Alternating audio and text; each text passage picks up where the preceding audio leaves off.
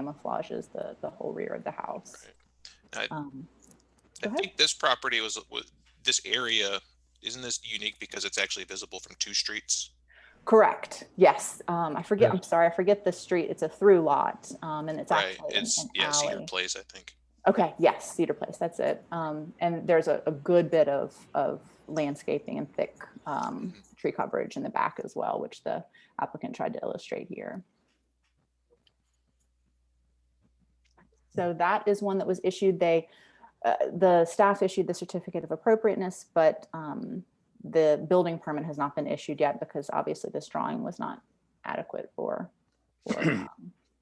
building permit. So they're working with our staff on that. The next, this is one that Mr. Manley was also working on before he left and that I kind of finished up. The application was just to simply replace these awnings and to install some signage and in kind. And in working with Mr. Manley, he was able to encourage the applicants to break these up into 3 awnings that are responsive to the buildings, the 3 buildings behind them. And they were amenable to that. So because of that, we were going to send them to you all if they wanted to replace them in kind. But since they were amenable to comply with the guidelines, that was something that we were able to issue at administratively. Kelly, do they plan to put any text? Yes, if you can see right here, there's just a small amount of text. Oh, yeah. And then this small logo. Wonderful. Okay. Yeah.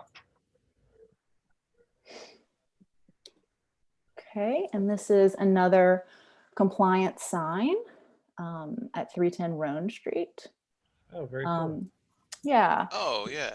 Okay. This is the awning is actually going to be removed, and this will be placed over the door.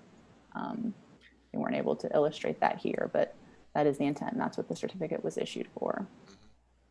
Wonderful. Nice. Okay.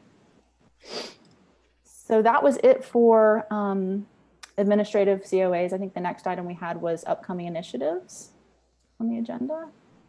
And one thing that we thought we would talk about is the Tree Streets Design Guidelines rewrite.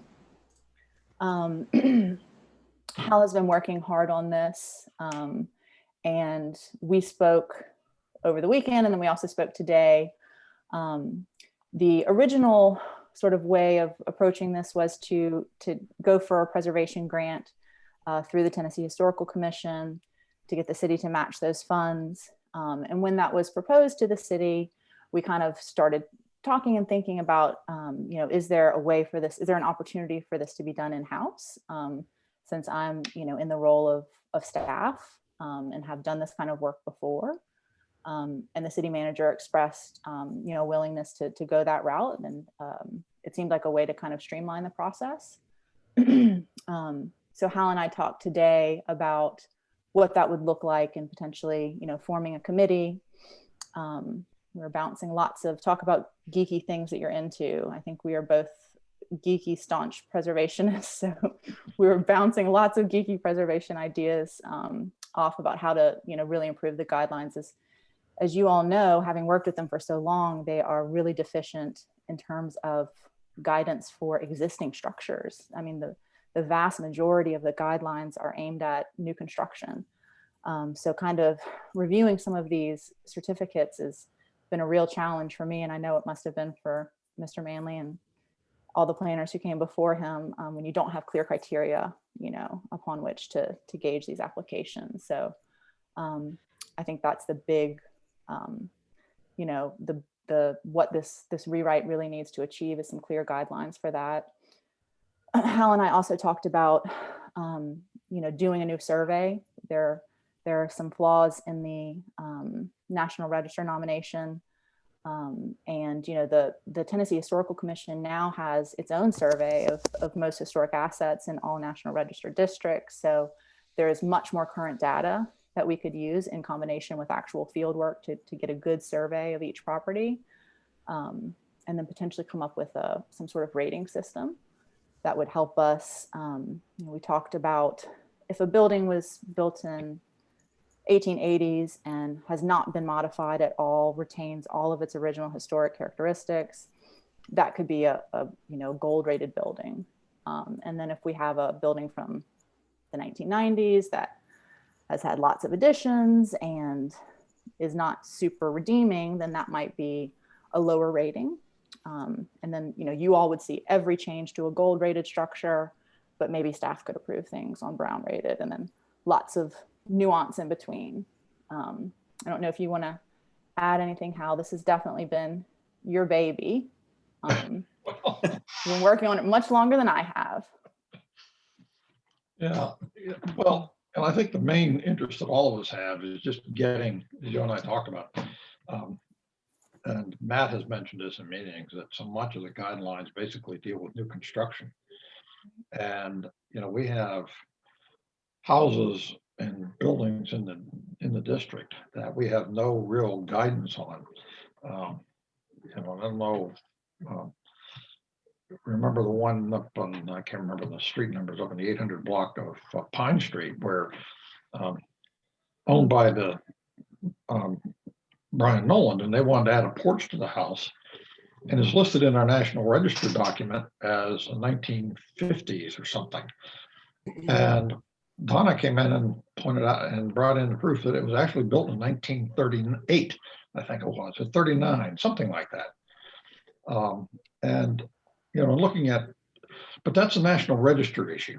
But I think it's something we could come up with some kind of a guideline along the way that Kelly's looking at, where we do better research on these properties and really have accurate data as to when they were built and what their age is on that, which will then help us, I think, refine the guidelines to be more comprehensive and easier to understand for people in the tree streets, and also easier for us and staff to make decisions as to what's good and what's wrong. So is this going to be internal, Hal, or are you going to hire? That's what Kelly's proposing at this point. Okay. Yeah. Rather than going for the grant. You have to worry about a budget to. No, this would be what Kelly's saying is that she feels she has the time, which was an issue for Matt, to dive into this, and she's had experience in writing guidelines, which I'm not sure Matt really did. I don't know how much work he's done in that, but so this would be brought in-house, and there would be no grant at all. Okay. We would just drop that application. Okay. Which a note here would allow us to proceed much faster. I mean, Right. It's possible we would be done with the process by the time we would have gotten the money to begin the Right. process. Exactly. Yeah, because if we go for the grant, if we went for the grant, turned in the application here in the next week, which when it's due, it would be vetted, and we would be advised, I think, in late June, early July, that whether we got it or not. But then the money would not actually be available until the federal budget starts next year on October 1. Oh, there you go. Okay. So by then we got to go into the RFP and the solicitation of Okay. people, and by that time we're up to January of next year before we even get started. Right. In the meantime, we've got to try and deal with issues all year long with what we've got. Well, Right. this sounds like a really good solution in terms of a timeline. I also want to commend you guys, because I think some of these ideas are really creative, especially with the rating system. And I think if we did have updated information in terms of a survey, it would allow us to give more specific recommendations in terms of replacement items. I think our guidelines have, kind of broad do's and don'ts. But if we can create more era specific recommendations and architectural references, I think that will really help people, as they contemplate what is appropriate for their property, instead of, kind of broader categories. So I think it's great. I think that's one of Absolutely. the things that I've always been frustrated with. If you look through the examples, since most of you live in the tree streets or are familiar with them, are more like my house, which is a big 1928 Craftsman Foursquare. There's very little in there that relates to what Nathan and Megan and Jay have, even though they aren't technically in the historic district. Right. Well, you're not in the overlay district. That's the other confusion we have. Yeah, yeah. Hal, you said your house is Craftsman, really? It's a craftsman style, yes. From Sears? No, it's not a Sears. Okay, okay. It's not a Sears house. Not a shotgun house. And not a shotgun. No. Well, hey, there were some, I mean, some of those Sears homes were not shotguns. Oh, They yeah. were really No, I gorgeous, know, I Oh, know. you know? And actually, I don't think we've got one, but there was a company in Chicago that was actually building kit homes based on Frank Lloyd Wright designs. Okay. So, I mean, he tried yeah. it himself with the Usonian houses, I Oh, think. yeah. Well, there were people that did, and there was those type of houses, some of the Usonians and that early teens and 20s stuff that he was doing that, yeah, there was a company that contracted with him to, and there's one up on Pine Street that I kind of looked at, but it's not. I finally dug into it far enough to know that, no, it's not, that's not a Frank Lloyd Wright kit house. That would be a real coup for Johnson City. Yeah, he really It focused would. more on the Gump edition, is what I heard. Pardon? Frank Lloyd Wright really focused more on the Gump edition. It's a joke. Yeah.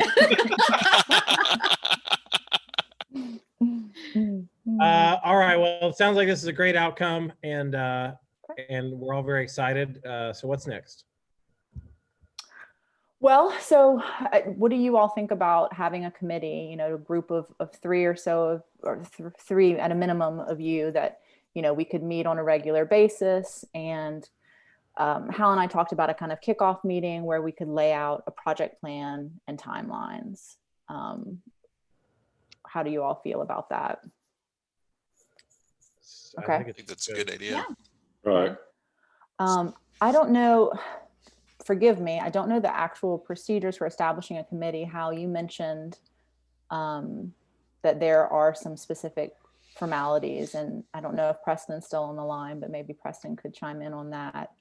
Or Nicole, our parliamentary expert. Or Nicole, right? Well, actually, I was just going to rely on Nicole because you had the bylaws open on your desk about an hour ago. I sure do. And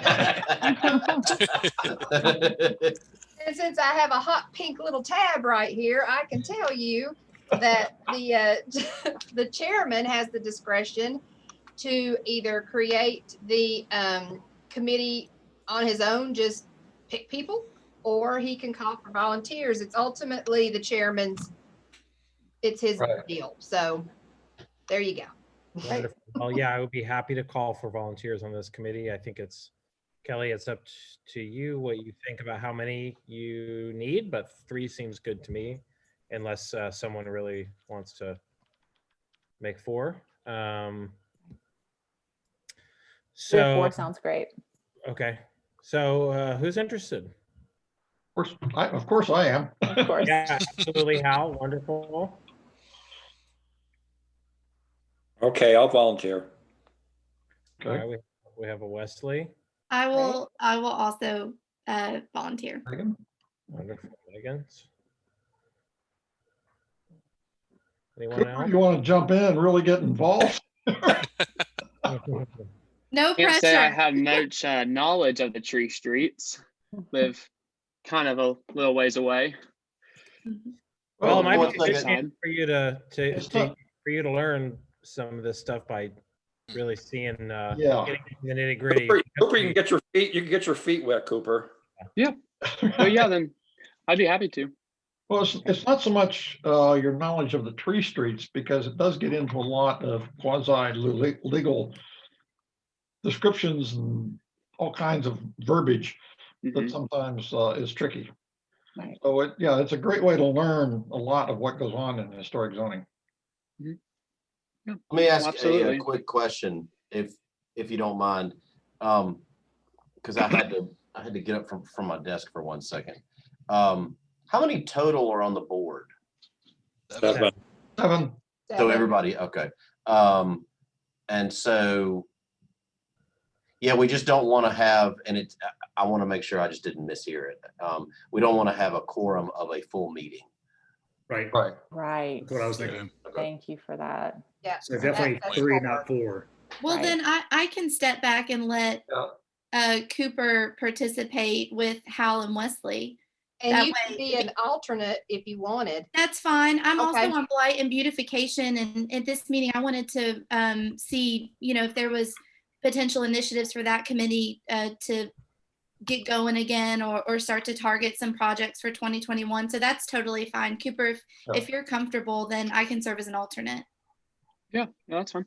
And then if you guys need, I can't serve as a member. I just can't really promise to have the time. So I need to be realistic there. But if you do need to consult or anything like that, I've done lots of specifications, lots of, project descriptions. And so it kind of intersects with the guidelines.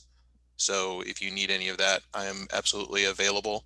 But I just wouldn't be able to do it on a regular basis. Another option we might want to go to is asking for a couple of volunteers from the community. That would be good. That would be good. That actually, Preston, do you need to weigh in on Is that that? viable? Yeah, absolutely. It's just not having a quorum of the full board. Okay. The full board has full control over the final product. Right. Well, it sounds like I think I would prefer for us to think about this a bit and try to find some community input, and then we can finalize membership of the commission, and maybe I don't know exactly what the mechanism is to go about this, but I would suggest approaching the Southside Neighborhood Organization about anything that would like to be involved on their end, and maybe before officially appointing everyone, I think I'd like to discuss this at our next meeting after the chance to talk to Snow. And I happen to have a good contact with the Snow president right now. There we go. Perfect. But on the gag, Kelly, she's my daughter. Okay, I figured it was either you or family. She owes it, basically. Got it. A little bit. Yep. Wonderful. Okay. Good deal. Okay, so the first item in new business is COA 335. This is for the property at 215 East Main Street. You all approved the sign that you see before you at your October meeting of 2020. Kelly, yes, I'm sorry. it's okay. We got to do the officer thing. I apologize. Oh, no, you're fine.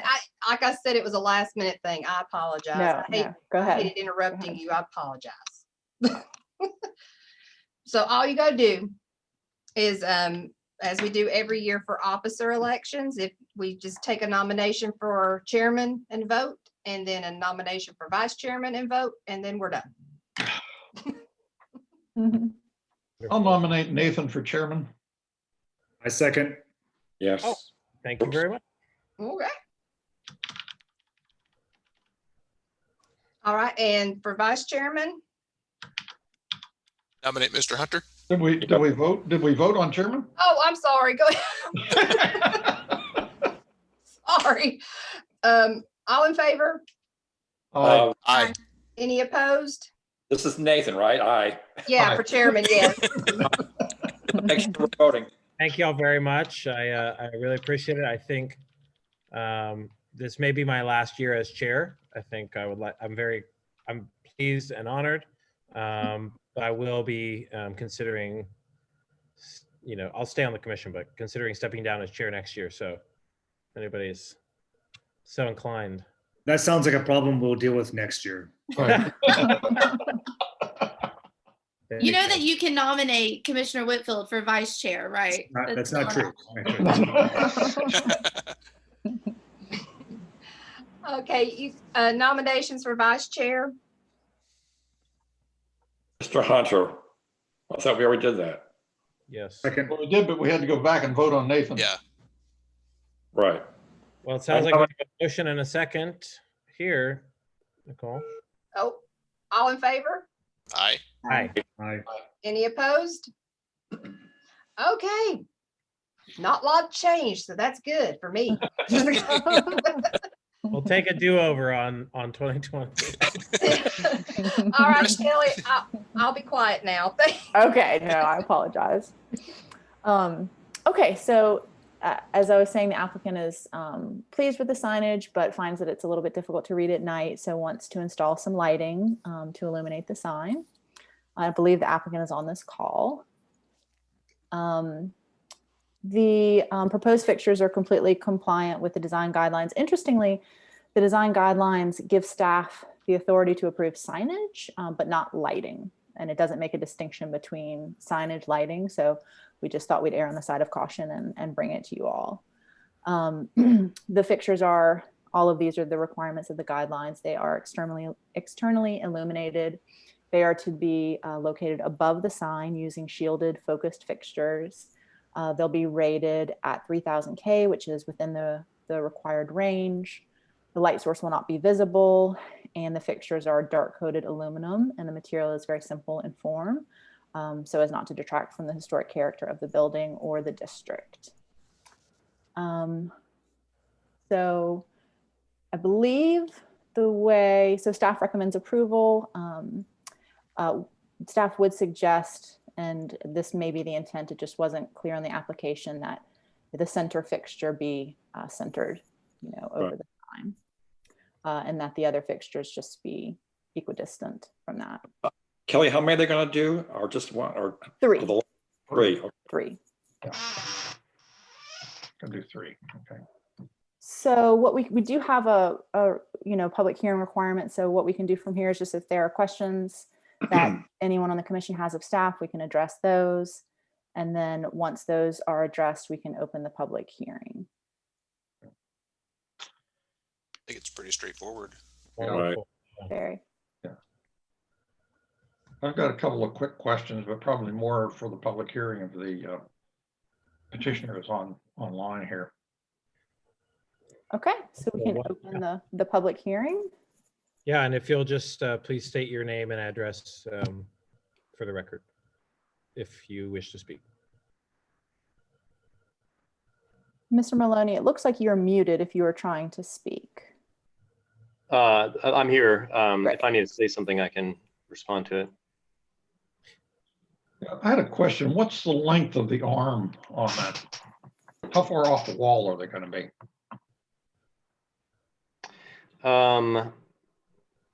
If I recall, they were about 30 inches. Okay. And do you know what the diameter of that reflector is?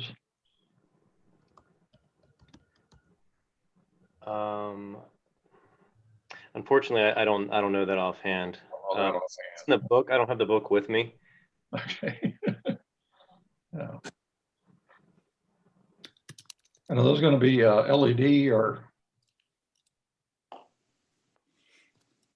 Or is it honestly, I'm not sure about that. It would be whatever is required. Like I know that the 3000 K. Yeah, there is the Kelvin requirement, right? And that's basically in there because of trying to get a more natural color rendition. Because some of the LEDs go way up, 5,000 to 6,000 Kelvin, and it's just very, very stark.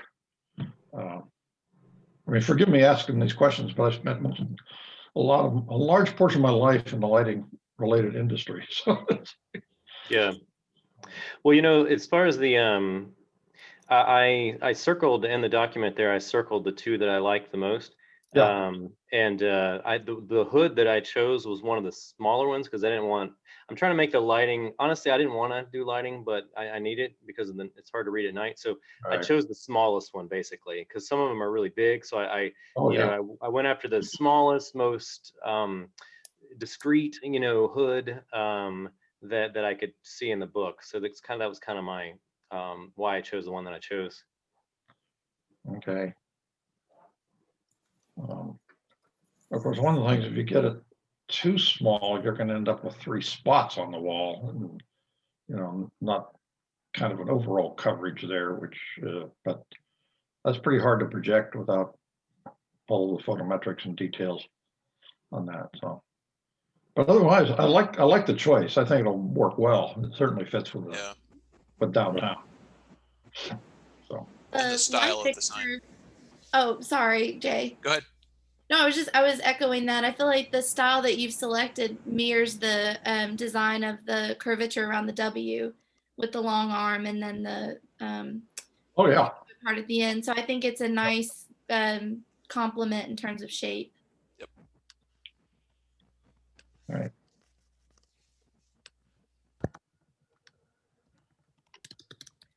Well, wonderful. Does anyone have any further comments or questions for the applicant before we close the public hearing?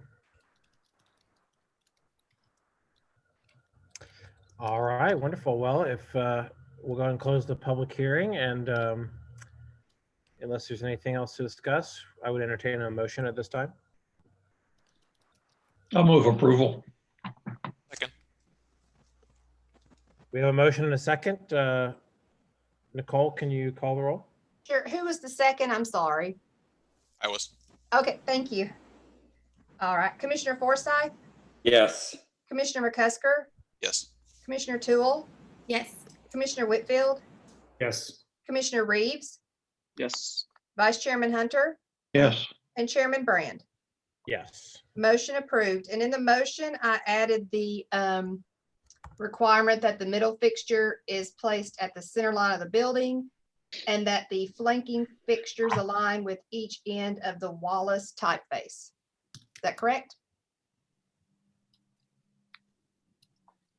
I think Sounds that good. was what I think that was Okay. what was in the staff report. Yeah, I just commented. if that's okay with everyone. Okay. Wonderful. Okay. Right.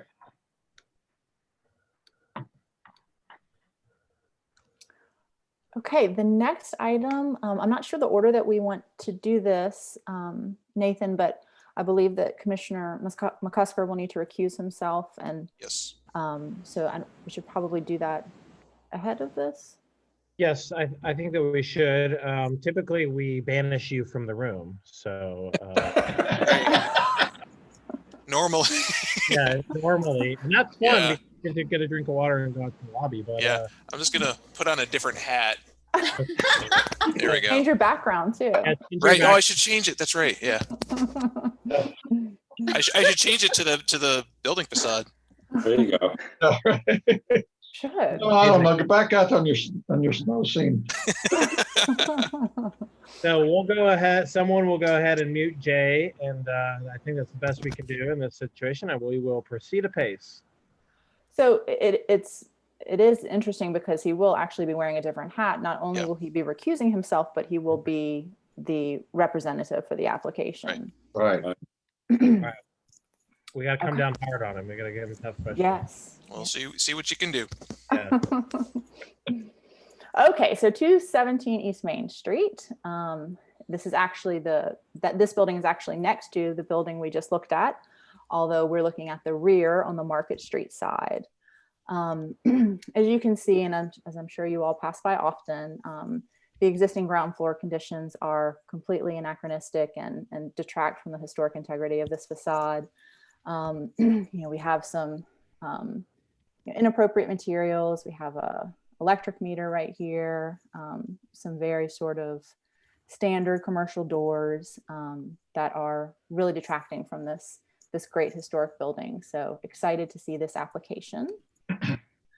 What is proposed is the painting of this existing steel beam, the installation of a new storefront, which is in the same plane as this beam, the installation of a single light glass door and transom, again in that same plane as that beam, and then the installation of a recessed wall with an aluminum storefront in this middle bay here, and then a solid door in this eastern bay here. There's your elevation. and we have a perspective that gives a better idea of the amount of depth and shadows that will be created by this design. Your staff report really goes through each point in the guidelines that that addresses this application and talks about compliance with each of those. But in general, this is a welcomed and appropriate treatment, and will add a lot of much needed transparency to this ground floor. When we have a storefront that is to be completely rebuilt like this, the guidelines do encourage the use of a modern, streamlined look for the storefront, as opposed to a kind of copy of an older looking storefront. So this contemporary detailing really is sensitive to the scale and rhythm and proportions that you would see of typical ground floor commercial storefronts, but in a contemporary way, which is compliant with the guidelines. And as I said, throughout your staff report, there's a pretty detailed outline of each policy and how it does or does not comply. In this case, it does comply. So the staff recommends approval with a few provisos. The first is that the aluminum is to have an anodized or baked enamel finish in a dark color. And I've spoken with Mr. McCusker, and he's confirmed that that will be the case, and that is the intent. The second is that some transparency is added to this east bay. There's a requirement that the ground floor storefront be primarily transparent. And so in order to comply with that, we were suggesting either a single light door, single light glass door here, similar to the one you see here, and or a transom above that would kind of continue this rhythm here. And have spoken with Mr. McCusker, and believe the owner is amenable to providing a transom here in this space. And then finally, if the upper floor is to be painted a different color, the HZC would just need to review that proposed scheme. And Mr. McCusker has confirmed that that is not a part of this application.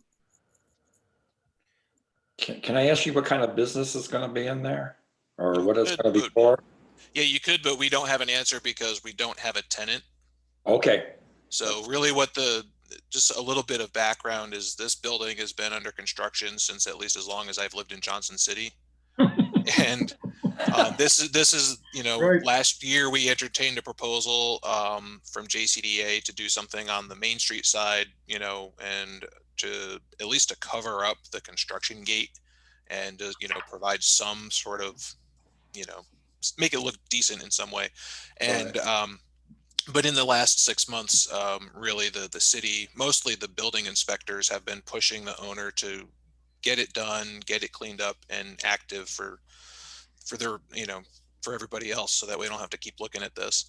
So that is what this is leaning toward, that they can't really finish the upstairs. There's an apartment in the back that doesn't have any other access other than that door that you see on the right side of the elevation.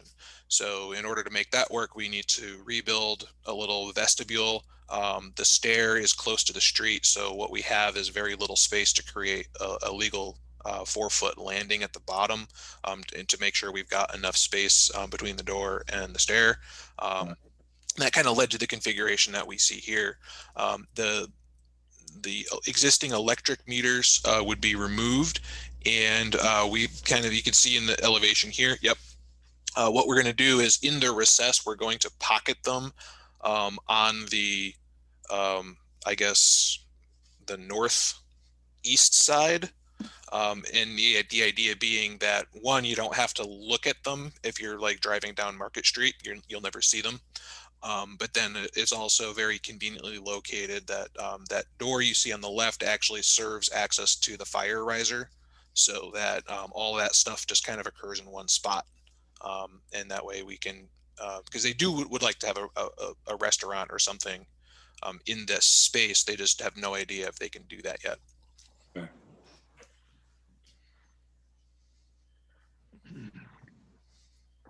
Would they still keep the apartment upstairs then, Jay? Yeah, the idea is that the apartment itself is just about done. What it lacks is utilities that they need to install the new meter center, so that way they can put the final power. It's been operating under construction power for all these years.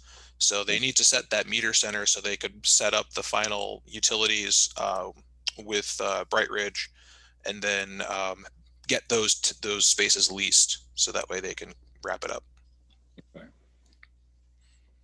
I think the only thing that particularly caught my attention in this application was the idea of the top and bottom halves of the building being painted different colors. Mhm. Did I miss something that's an option, or? No, it was never part of the proposal to actually paint anything on the building itself. So any colors that you would see would be, particularly, talk about the brick. Any color, they're not proposing to necessarily remove the paint, because that could be damaging to the brick, but they're also not planning on going over it with a color. And that's particularly important with this one because we do have the name of the building in that brick detail at the top. Right. Yeah. That's pretty unique, using that technique. Yeah, the Bachman, I think that's only this building that does that in Johnson City, so that's particularly important. Okay. Yeah, that name is not painted on there. That's actually in the brick, right? Exactly. Yeah, that's actually the brick. They'd use a tan brick to do that. The white brick that they've used, or kind of a yellow brick. Yep. Exactly. Yep. Yeah. Yep. So, and then a lot of that, you can see at some point they painted parts of it, and they may at some point ask to do some sort of a cleanup with it, but that was never part of the discussion at this time. And so really what they want to do is get the build out for the first floor in such a shape that they could finalize, basically close out the construction permit upstairs. Wonderful. Well, I think I've made a slight mistake. This technically, I guess, is the public hearing in this case. Oh yeah. I take responsibility for that.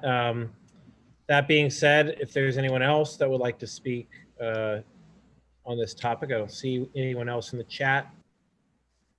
Kelly, are we still doing, or Nicole, are we still doing the phone number? I remember when Matt was here, we would have a phone number and an email address. I don't think anyone ever contacted us, but no, we're recording this and then we'll post it on our YouTube site. So if the next meeting we have, if there's any interested applicants, I'll send them an email Zoom invite to join us. But if anybody has anything to say, we'll put a email address, out there. People can email us prior if they want to discuss. Wonderful. Okay. Well, considering that the public hearing is open and we haven't heard anyone else that wishes to speak, we'll go ahead and close it at this time. And thank you very much, Mr. McCusker, in your other role. Thank you. Commission, would we like to discuss? How's everybody feeling? Would we like to entertain a motion? I'd like to make a motion. I'll second. Wonderful. We have a motion and a second, and that's a motion to do what? Approve. Very good. Yeah. Thank you for your support, Commissioner Toole. Let me clarify my motion to approve the COA 336 for 2 and 17 East Main Street rear facade improvements. Wonderful. Oh, I don't support that. Wonderful. We have a motion and a second. Ms. Lawrence, will you call the roll, please? Commissioner Forsyth, Yes. Commissioner Toole, Yes. Commissioner Whitfield, Yes. Commissioner Reeves, Yes. Vice Chairman Hunter, Yes. and Chairman Brand. Yes. Motion approved. Wonderful. Thank you, everyone. Thank you. Okay, the next item is for the property located at 353 East Main Street. You can see images here, and again, I'm sure you all are very familiar and pass by this building often. This building is definitely in a state of disrepair, and we are very excited to see this application as well. What is proposed is the installation of metal coping along the parapet at the facade, to paint this non-historic brick parapet, which is this space here above this arch. Repair and replace the damaged stone banding. That would be this really unique, beautiful banding here, with the caveat that, you know, as much as possible, it will be repaired and replaced, but that's something that's really going to need to be assessed in the field. And to clean and salvage all existing limestone details, to install 1/1 sash windows at the upper level, and to infill this arched fanlight opening with a faux stone, to remove this existing metal overhang that you see here and move it, oh, sorry, wrong arrow, and just move it up in height right at this level that kind of punctuates the difference between the ground floor and the upper floor, and to install a new aluminum storefront at the ground floor.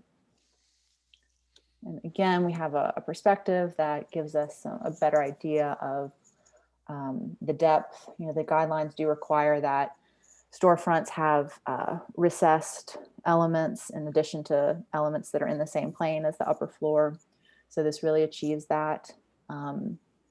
Again, you know, the proposed improvements are an overwhelming improvement to this building and to the district as a whole.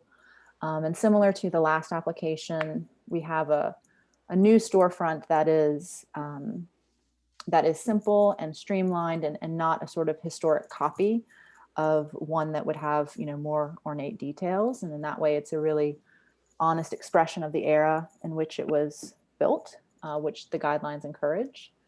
And then we have, you know, scale and rhythm and proportions and details that are sensitive to the building and are sensitive to traditional storefront elements. So I think that was achieved in a really sensitive way. Kelly, quick question, is that a ramp that's out in front or a platform? They're planters. Okay. You can see maybe in this image a little bit better. They're these existing okay, planters. And the awning, Kelly, is that in this rendering here? I mean, where is? The awning is this little cantilevered overhang. Okay, that's what I thought it was. I want to make sure that's what. Got it, yeah. Yeah, because I wasn't sure when you said awning, if that was the awning. Right, more of an overhang probably than, right. An awning. That's fine. I just wasn't sure about that.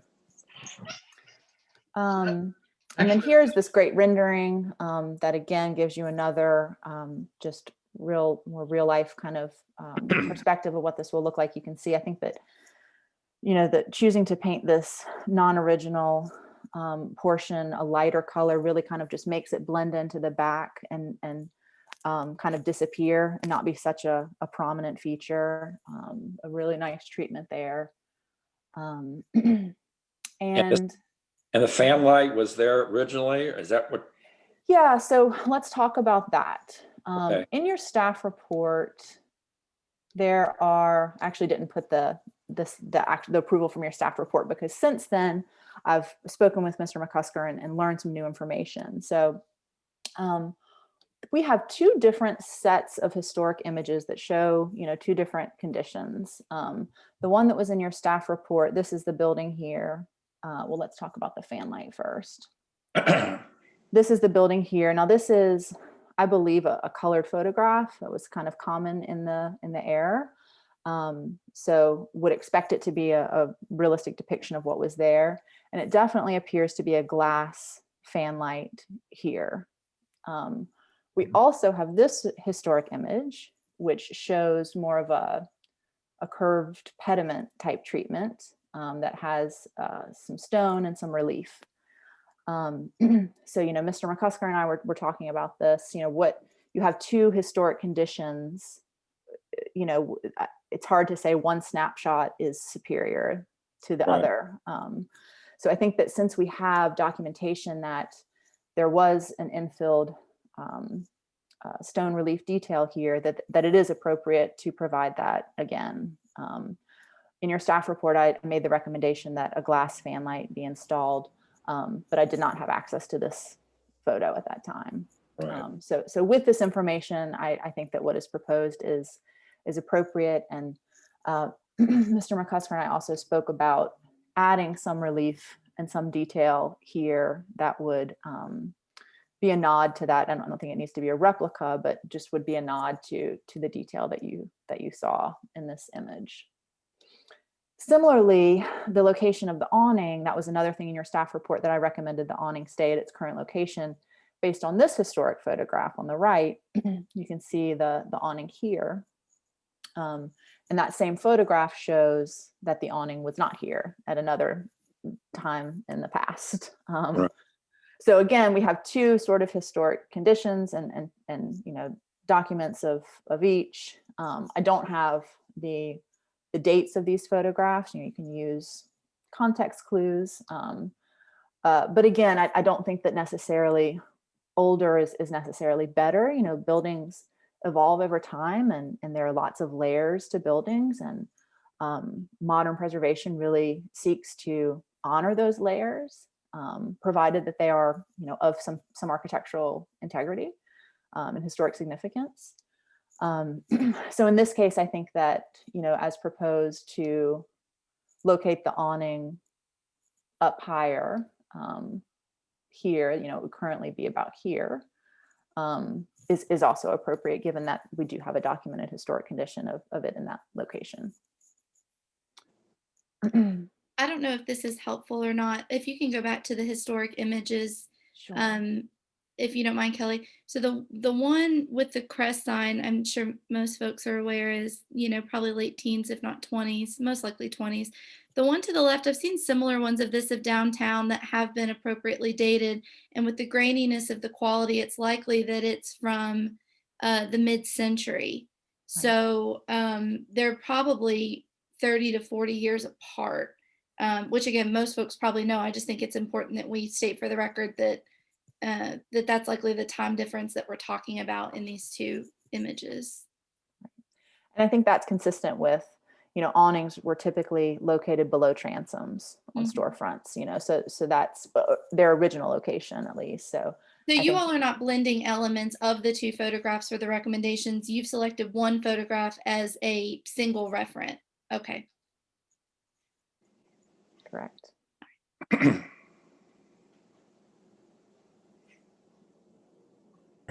All right, well, this has been a great discussion. Does anyone have any questions for Ms. Duggan before we open the public comment? Kelly, I'm looking at that older photograph you have there that's straight on. And I think, yeah, that one. And I think Megan's correct in the age difference there. The one on the right there looks like it's probably early 20s by the vehicles in there, something like that, maybe later 20s, but anyway. But that looks like that is an awning across there that is rolled up at this point in that photograph. This right here? Over on the left. Right. The one on the left. Right. Yeah. I agree. I think that this overhang is potentially gone at this point, or it definitely doesn't look like this is this, right? Well, I think you may have a piece there that's been added in. Right. To bring that down a little bit then. Yeah. Right. Okay. Right. Yeah, it's a great point, sort of what is the oldest or the original always the best, and I think everyone on this board can see that definitely the photo on the right is the older photograph and probably more indicative of the original condition. But as Commissioner, I don't want to say your last name wrong, as Megan said. It's cool. Yeah. Cool. Okay. I would have said it wrong. Just like it looks. Okay, good. We can't sort of pick and choose and take a piece from here and a piece from there. If we do document a piece in time or a snapshot in time that was of a historically significant period, then I think that is in a lot of ways honoring again, these layers that these buildings go through over time, provided that they're, historically significant. We wouldn't want to honor the conditions of the two buildings that we looked at before this one, but I think this is a different scenario. And these aren't necessarily major differences. I mean, this is more of a nuanced conversation. So, I think, again, this is the historic preservation geek in all of us. The only reservation I have about a building, from several decades removed, if we do have a reference photo, which for several buildings we don't, right? But if we do have a reference photo that kind of indicates the earliest version, that's also a period of significance for Johnson City that I think influenced a lot of our downtown architecture. And so that is consistent with a lot of the other elements that we see. Again, this is very nuanced, and I don't even know if the layperson would, be as invested in this conversation as we are right now. But I do think there's something to be said for having insight into the most original version, which is often not the case when we talk about some of these things. Can I ask a question? Hal, do you know who designed some of these buildings back then? I mean, is there any? Well, there probably are. I have no idea. Because they're all together, obviously. Were they individually designed or? Oh, yeah, they were pretty much individual. And some of them were just, back then, there were contractors that just pulled out a design book. Okay, that's what I was wondering. Hey, talk to the owners. I'm going to build it like this. I went, okay, fine. Yeah, some kind of method to their means. Yeah, but this one is unique and it's interesting. I'm really glad to see somebody doing something with this. Right. I think we all agree that it's a real eyesore. And I don't remember when it was, several years ago. That whole front upper part was all covered in an ephes. Wow. And all of a sudden, it popped up in historic zoning because the code enforcement people had shut the guy down who set up scaffolding on the sidewalk, went up there and started tearing it down with no permit of any kind. Wow. He did not have, he never brought it to historic zoning. He didn't have a demolition permit. He didn't have permission to put the scaffolding out there on the sidewalk. And, we were all kind of like, yeah, we want to see that ephes gone. That looks like crap. Right. And I don't know that some of us, I think, were more disappointed when we saw the result afterwards than we were with it. That's right. And I was just devastated with how much damage had been done to that thing to put that ephes up there. Yeah. But yeah, so I'm really glad and I think this looks like a great solution to it. Pedigo and Company, I never heard of that. I haven't. I think they might have gone out of business. Yeah. Probably. Yeah, because if you look at that one example out there, it's a Woolworth. Whereabouts, pal? The image 2 that's on the report. Oh, okay. Right. And on that one also, if you look closely, the top of that I see the Woolworth. Yeah, right. Is right about where they're proposing to move it to. Okay. I mean, when I look back, so was a Woolworth in conjunction with the Johnson City Brewing next door. Right. That's about where it would be.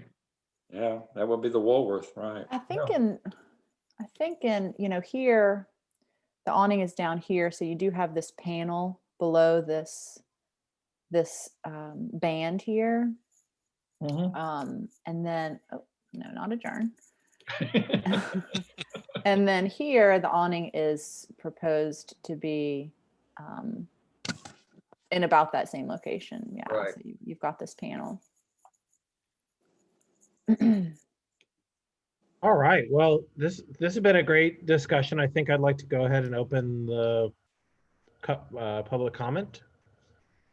So we'll go ahead and do that now. If you would like to speak, please unmute yourself, but I do not see any other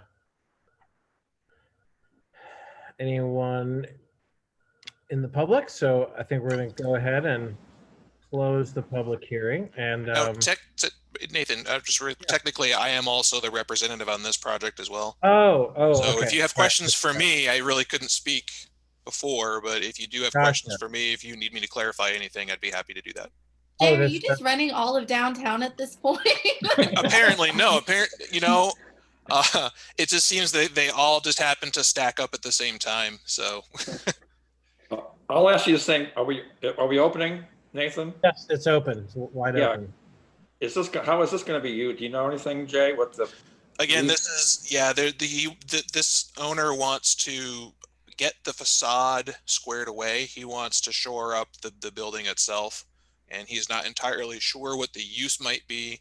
As you saw in the the render, the hope is that there would be a restaurant there. That is why we propose to push back the the storefront, so that way we could provide cover without taking up additional sidewalk space. And as you can see, this is actually the sidewalk from the curb down to the building level actually slopes down quite considerably here.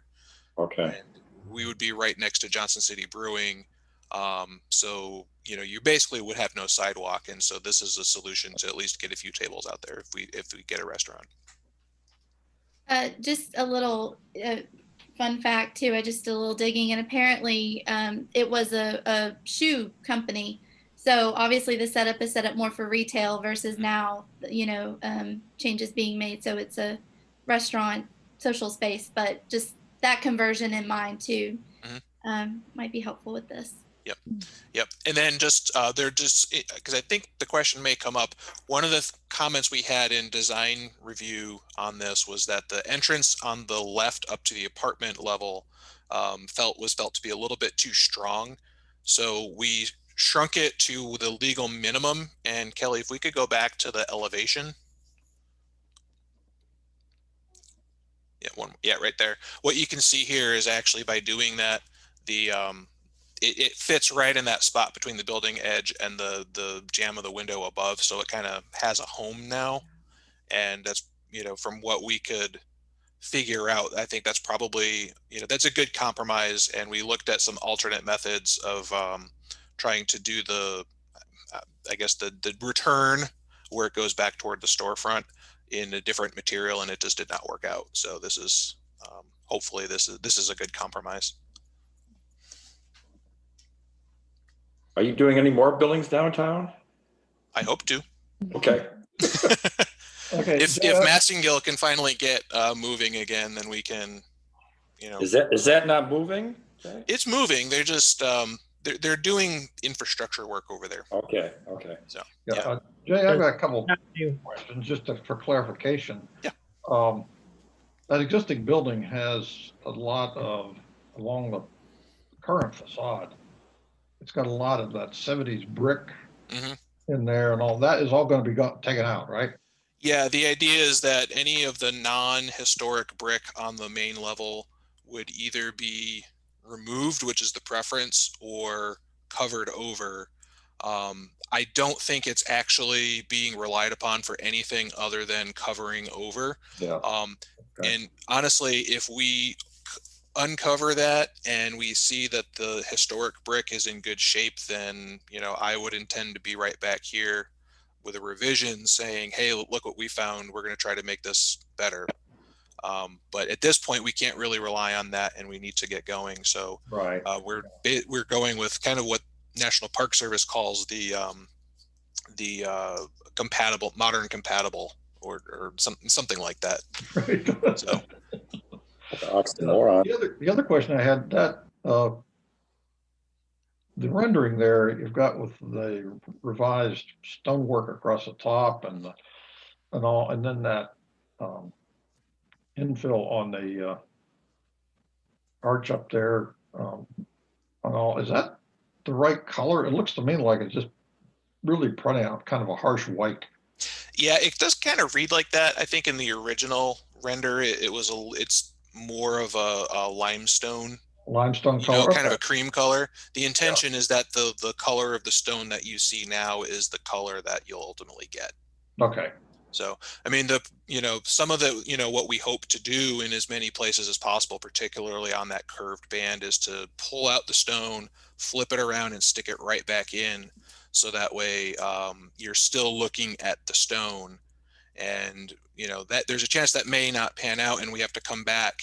But that is the current proposal. So do you think if it doesn't pan out by reusing the stone, you would be able to go back in there with another stone or a faux stone, cast concrete or something of that sort? I would prefer cast concrete because it's, or at least like I always think of it as a rock cast, which is, it's technically concrete, but it's cast in a different way. So that way it looks more like stone. It's a much drier pour, and it's packed into the form rather than just poured like a, something site cast. Right. Okay. Good. So, and we do have, they do have some alternate ideas in mind. But if I think, my take on it is we have to cross that bridge when we come to it.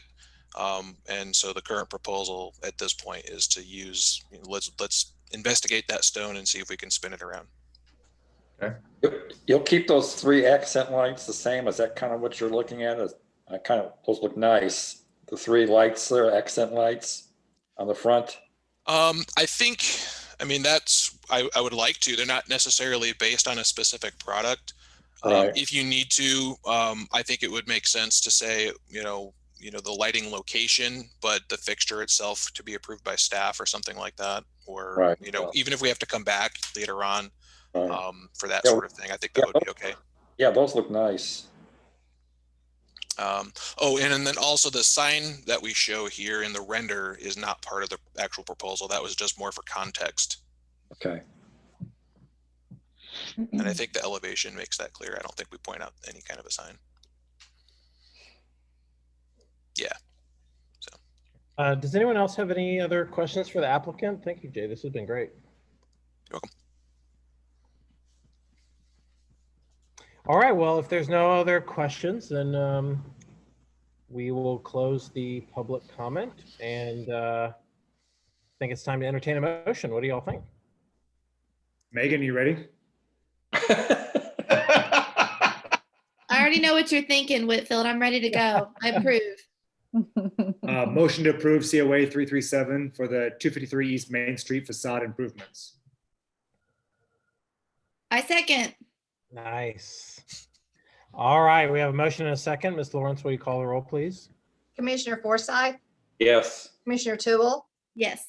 Commissioner Whitfield, Yes. Commissioner Reeves, Yes. Vice Chairman Hunter, Yes. and Chairman Brand. Yes. Motion approved.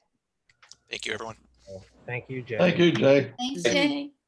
So exciting. I used to have a little pop-up breakfast place inside Dos Gatos, and I looked at this building every day, and it made me very sad. Yeah. Yeah. I mean, it's just always just kind of gagged me that somebody would destroy that, Yeah. all that crown work and everything up there, and Oh yeah. I don't know, but that was the 70s. That's right. Was that the birth decade of EFIS? Yeah, urban renewal. I think it was, I don't know if it was the first, but it's that and all that brickwork that Johnson City put in and all over the place. Yeah. Crazy. Okay. Well, thanks everybody for a great meeting. I guess we'll see each other next month. This meeting is adjourned. Yeah. So good to see you all. Everybody take care. You too. Hey, Hal, can I ask you a quick question? Can, as long as, Have you talked or communicated with Liz? not recently. Okay, I just thought you might have talked to her. Just wondered how she was doing. Yeah. No, it's been a while, but yeah, Okay. as far as I know, she's doing okay. And That's a Kelly, you and I can get together maybe tomorrow or Thursday and discuss this whole thing a little bit more. Sounds great. Okay, thank you. Happy, Preston. Thank you, Kelly. Preston, thank you. Thank you. Thank y'all. Thank you. Great job, Kelly. Thank you.